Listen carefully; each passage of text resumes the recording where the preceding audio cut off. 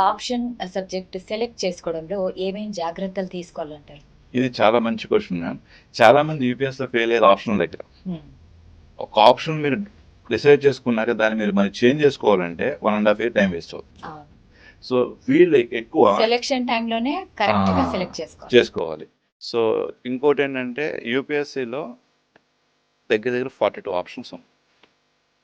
ఇది చాలా మంది తెలియదు. 42 ఆప్షన్స్ అంటే లాంగ్వేజెస్ కూడా తీసుకున్నారు కొంతమంది.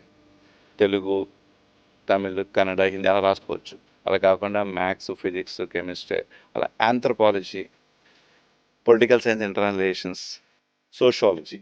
సో ఆంథ్రపాలజీ అంటే మా విష్ణు సార్, అంటే Vishnu as academy director. Is renowned faculty, 15 years experience. So మన అకాడమీలో ఎక్కువగా వచ్చింది కూడా ఆంథ్రపాలజీ ర్యాంక్స్ వచ్చినాయి మనకి. అదేవిధంగా ఇప్పుడు మనం టీఎస్ఐఆర్ ఆప్షన్ ఉంది మన దగ్గర, సోషాలజీ ఆప్షన్ ఉంది. సో వీళ్ళకి బెటర్గా మీరు సజెస్ట్ చేశారంటే ఈ ఆప్షన్స్ వాళ్ళకి ఏది కావాలో చూసుకుని వాళ్ళు చూస్ చేసుకోవాలి. సో వాళ్ళ సబ్జెక్ట్ తగ్గట్టుగా ఈ 3 ఆప్షన్లో ఏదైనా ఆప్షన్ తీసుకోవచ్చు మా అకాడమీ.